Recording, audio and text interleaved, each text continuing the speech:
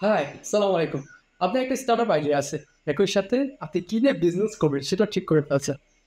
Second of all হচ্ছে সেই startup আইডিয়ার উপর বেস করে একটা ব্র্যান্ড নেম আপনি সিলেক্ট করে ফেলছেন। এখন যে জিনিসটা ইম্পর্টেন্ট সেটা হচ্ছে ভ্যালিডেটিং ইউর স্টার্টআপ আইডিয়া। যে আপনার স্টার্টআপ আইডিয়া কতটা ভ্যালিড এবং মানুষ বা টার্গেট অডিয়েন্স আদৌ টাকা দিয়ে আপনার বিজনেসের প্রোডাক্ট বা সার্ভিস নেবে কিনা। এই জিনিসটা আইডেন্টিফাই করার জন্য বা ভ্যালিড করার জন্য আমাদের ভ্যালিডেটিং স্টার্টআপ আইডিয়া এই স্টেজটা দেবে আমাদের একটু কাজ করতে হবে।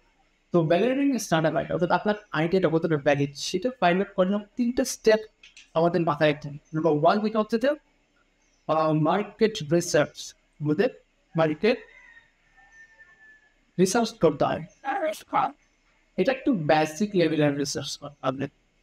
প্রাথমিক পর্যায়ে প্রাথমিক পর্যায়ে মানে একটা মার্কেট রিসার্চ করে নিতে হবে। আমরা আমাদের বিজনেস আইডিয়া ফাইল করার টাইম বা হচ্ছে কি নিয়ে বিজনেস করবো বা ব্র্যান্ড নেম দেওয়ার টাইমে কিন্তু আমরা আমাদের মার্কেট রিসার্চ করছি।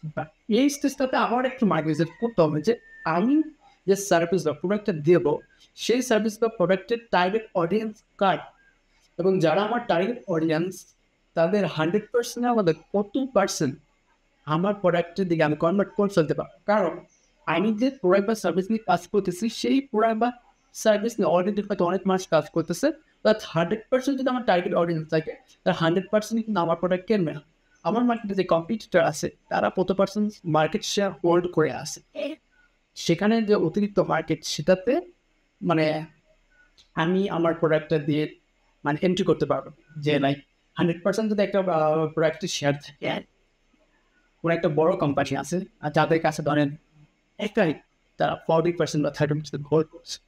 এই 30% তারা হোল্ড করছে বা কি 70%-এর মধ্যে কত পার্সেন্ট আমার প্রোডাক্ট নিতে পারে বা এই যে 70% আছে, হ্যাঁ, এই প্রোডাক্ট অডিয়েন্স কারা এবং তাদের লোকেশন কোথায় আছে তাদেরকে নিয়ে একটু রিসার্চ করতে হবে। ডেটা নিয়ে একটু দেখতে হবে যে কীভাবে তাদেরকে আমার প্রোডাক্টের দিকে আগ্রহী করা যায়।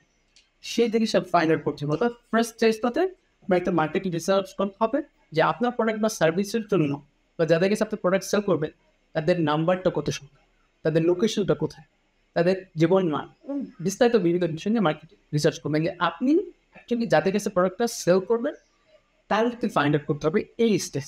সেকেন্ড ফর্ম হচ্ছে যে এই যে আপনার টার্গেট অডিয়েন্স বের করে পাচ্ছেন, এখন আপনি যেটা করবেন যে আপনার এই কাস্টমারদেরকে নিয়ে একটা সার্ভে করবেন। Customer survey customer survey means আমরা বুঝতে পারছি আমাদের যারা কাস্টমার হবেন, হ্যাঁ, পটেনশিয়াল যারা কাস্টমার আছে তাদেরকে নিয়ে সার্ভে করতে হবে। বিভিন্ন উপায়ে সার্ভে করা যেতে পারে। আমরা বিভিন্ন ক্যাম্পেইন করতে পারি। আমার টার্গেট অডিয়েন্স যদি ইয়াং জেনারেশন হয়, বিভিন্ন ইউনিভার্সিটির সাথে কথা বলতে পারি। তাদের ওইখানে বিভিন্ন ধরনের আমাদের ফর্ম আমরা অনলাইন ফর্ম দিতে পারি। সেখান থেকে ডেটা কালেক্ট করতে পারি। আমার প্রোডাক্টের বা সার্ভিসের সেই ৩ নম্বর স্টেজটাতে হচ্ছে এমবিপি, মিনিমাম ভায়াবল প্রোডাক্ট। এই মিনিমাম ভায়াবল প্রোডাক্টটা আমাদেরকে বানাতে হবে। Minimum viable product. এই মিনিমাম ভায়াবল প্রোডাক্ট জিনিসটা আসলে কি? আমি কাস্টমার সার্ভে নিয়ে আরেকটু কথা বলবো। তার আগে মিনিমাম ভায়াবল প্রোডাক্টটা নিয়ে একটু জানতে হবে। মিনিমাম ভায়াবল প্রোডাক্ট হচ্ছে যে আমি যে সার্ভিস বা প্রোডাক্টটা নিয়ে কাজ করবো ইন ফিউচারে সেটার মিনিমাম একটা প্রোটোটাইপ বানাবো। ধরেন আমার যদি সার্ভিস বিজনেস হয় তাহলে আমার একটা ওয়েবসাইট বানিয়ে ফেলতে হবে। ওয়েবসাইট বানানোর পর ওই প্রোডাক্টটা একটা ডেমো ভার্সন, হ্যাঁ, আমার একটা বেটার ভার্সন বা ডেমো ভার্সন আমার এই যে টার্গেট অডিয়েন্স যারা আছে বা কাস্টমার আছে তাদেরকে দেখাইতে হবে তারা পছন্দ করতেছে কি। আমাকে মিনিমাম ভায়াবল প্রোডাক্ট বানাইতে হবে। মানে যতটুকু হয় মানে কম বাজেটের মধ্যে যতটুকু তাড়াতাড়ি সম্ভব আমার একটা প্রোডাক্ট তৈরি করতে হবে আমার অডিয়েন্সকে দেখানোর জন্য যে তারা এই প্রোডাক্টটা নিতে চায় কিনা বা তারা এই প্রোডাক্টের জন্য আগ্রহী কিনা বা তারা আদৌ এই প্রোডাক্টটা কেনার জন্য টাকা খরচ করবে কিনা। তো এটা আমার একটা মিনিমাম ভায়াবল প্রোডাক্ট বানাইতে হবে। সো ফর এক্সাম্পল আমি রোবট নিয়ে কাজ করি, তাহলে আমার মিনিমাম একটা রোবট বানাইতে হবে। আমি যে সার্ভিসটা দিতে চাচ্ছি সেই রিলেটেড জিনিসপত্র একটা ডিজাইন করতে হবে, প্রোটোটাইপ যে স্যার আমরা এই রোবটটা বানাতে চাচ্ছি, এটার ফিচারগুলো এইরকম থাকে এবং এটা এইরকমভাবে কাজ করবে। তাহলে সেটা দেখে কিন্তু আমি নেক্সট স্টেপে আমি ইনভেস্টমেন্ট বা আদার জিনিস পেতে পারি। এরকমভাবে যদি আমার যদি কোনো ধরেন সার্ভিস রিলেটেড বিজনেস হয়, আমি ওয়েবসাইট রেডি করে ফেললাম, পুরো ডিজাইনটা টেমপ্লেটটা আমি রেডি করে ফেললাম, তারপর আমি দেখাইলাম আমার যদি কোনো কোর্স হইতে পারে, আমার কোনো অনলাইন প্রোডাক্ট হইতে পারে, সেই প্রোডাক্টগুলো আমি যে টার্গেট অডিয়েন্স বা কাস্টমার আছেন তাদের কাছে আমি পাঠাবো। আমরা আরেকটা কাজ করতে পারি যে অ্যাড টু কার্টের একটা পেজ বানাইতে পারি, ওই লিঙ্কটা শেয়ার করতে পারি যে মানুষ এই প্রোডাক্টটা পারচেস করতে চায় কিনা। আমরা দেখতে পারি যে ক্লিক রেটটা কত, যে মানুষ এটা আসলে টাকা দিয়ে কিনবে কিনা। যদি আপনার বিজনেসটা এটা আপনি সেল করবেন কোনো প্রোডাক্ট বা সার্ভিস, তো ওটা একটা প্রোটোটাইপ বানালেন, আপনি একটা পেজের সাথে কানেক্ট করেছেন, আপনি দেখলেন যে কাস্টমার সেইখানে ক্লিক করে কিনা, কত পার্সেন্ট করে, তার কোনো ফিডব্যাক দেয় কিনা, বা কাস্টমার কোনো মতামত আছে কিনা। এই মিনিমাম ভাইরাল প্রোডাক্টটা দেখে তার কোনো যদি ফিডব্যাক দেয় সেটা নিয়ে কাজ করতে হবে। ফার্স্ট একটা মার্কেট রিসার্চ করতে হবে যে আমার সার্ভিসটা আমি কাদের কাছে সেল করবো, তাদেরকে ফাইন্ড আউট করতে হবে। তাদেরকে ফাইন্ড আউট করার পর তাদেরকে নিয়ে একটা সার্ভে করতে হবে, কত পার্সেন্ট মানুষ আমাদের প্রোডাক্টের পজিটিভ রিভিউ দিচ্ছে, কত পার্সেন্ট নেগেটিভ দিচ্ছে।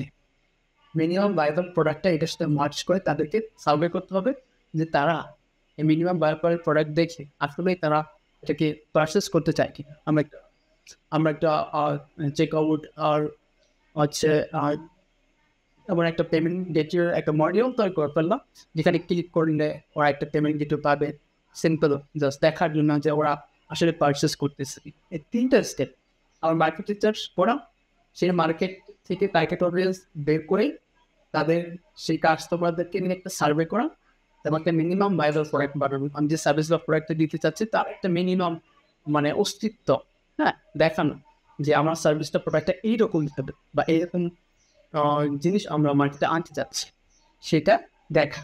এই 3টা জিনিস করার পর আপনাকে ফাইনাল একটা ডিসিশন নিতে হবে যে অ্যাকচুয়ালি আপনি যে প্ল্যানটা করতেছেন বিজনেসের জন্য সেটা আসলে করা যায় কি। এই স্টেজটাতেই ফাইন্ড আউট হয়ে যাবে যে আপনার বিজনেস মডেলটা কেমন হবে। এটার উপর বেস করে আপনার বিজনেস মডেলটা ওইভাবে সাজাতে হবে। এটার উপর বেস করে অ্যাকচুয়ালি বোঝা যাবে আপনার সার্ভিস বা প্রোডাক্টটা লঞ্চ করার পর সেটা আপনার বিজনেসে কতটা ইম্প্যাক্ট করবে, সেটা কি আপনার জন্য পজিটিভ হবে কিনা বা নেগেটিভ হবে। সো দেখা হবে নেক্সট ভিডিওতে। ততক্ষণ সবাই ভালো থাকবে। As always, thanks for watching.